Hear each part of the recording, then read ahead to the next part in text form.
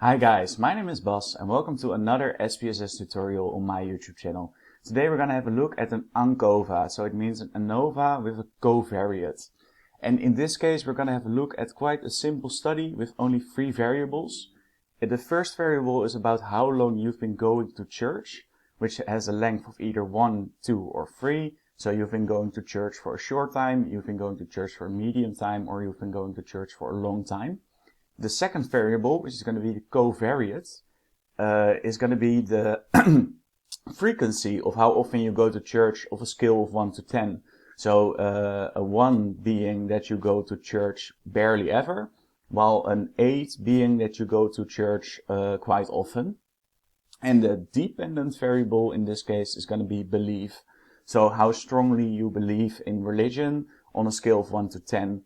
With 4 being quite low, so you don't believe that much, with an 8 being quite high, so that you do believe.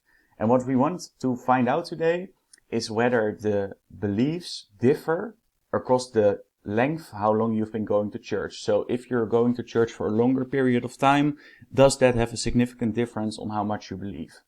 But we want to know whether this is still the case when it's controlled for frequency of how often you go to church, because I've got a feeling that how often you go to church has a significant impact on this relationship. So what we're going to do is an ANOVA, so an Ancova, with a controlled variable being frequency. So it is neutralized. So it gets rid of the effect of frequency. So it completely controls it. So we can take a look at the true effect of length on belief with frequency being controlled.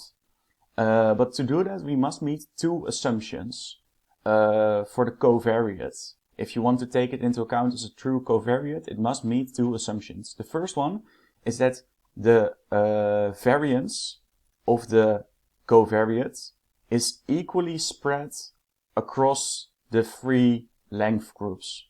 So in other words, the 3 length groups should have approximately the same scores as for frequency. Because if frequency really differs between the 3 groups, then you can't do an Ancova, because that would hugely impact the results.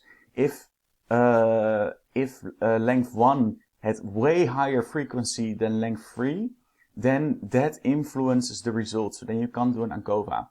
Well, how do you do that? Well, we're going to do a simple ANOVA to find this out whether the 3 groups differ for frequency, so in the covariates.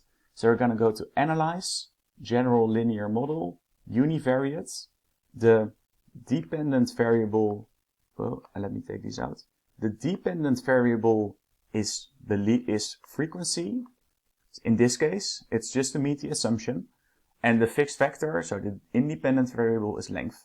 Then we press paste. Then we press OK. Oh, I should have pressed paste. Let's do it again. General linear model, univariate, and then press paste. And then a syntax screen opens, because we always work with a syntax. And then you select the code for the univariate ANOVA, and you press the big green play button. Then you can see that the means are almost the same across the 3 length groups, 5.1, 5.5, and 5.3. But if we go to the test of between subject effects, you can see if we take a look at length, that significance level is not significant, which is what we want. So the covariate, in this case frequency, is equally spread across the 3 length groups. So the first assumption is met. So you want this to not be significant, in contrast to most other tests. So you want this not to be significant, which it is. So the first assumption has been met.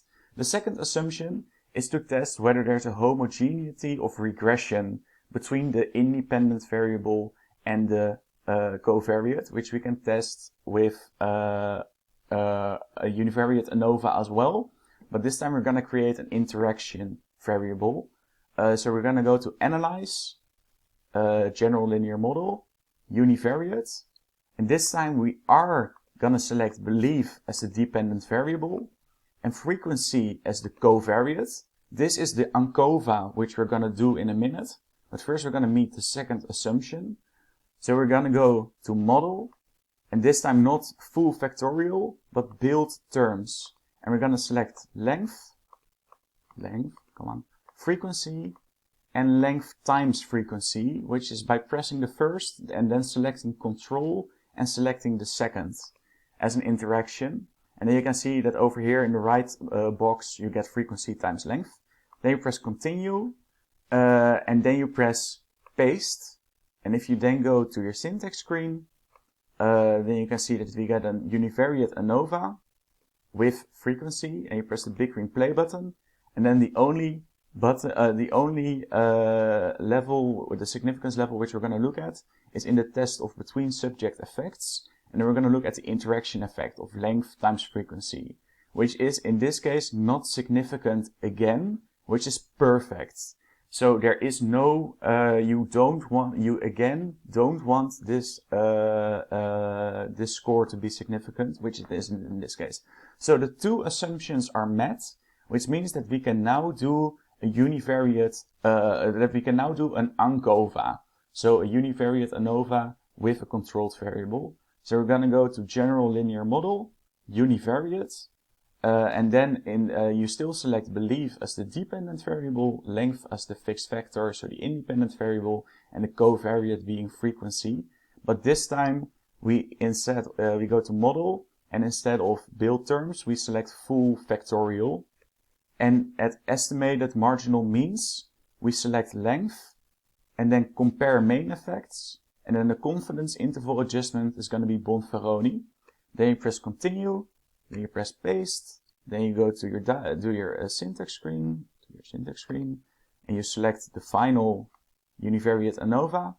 You press the big green play button, and then we can see that the means of the belief really differ across the groups, because in group 1 it's only 4.5, in group 2 it's 7.5, and in group 3 it's 3.5, which means that the beliefs really differ. And if we then go to the test of between subject effects, and we go to the length variable, we can see that the significance level is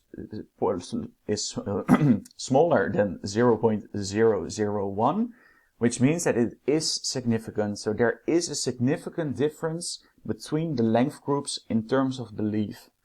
And if we then, and it explains 0.920, which means it explains 92% of the total variance in belief is explained by the length group.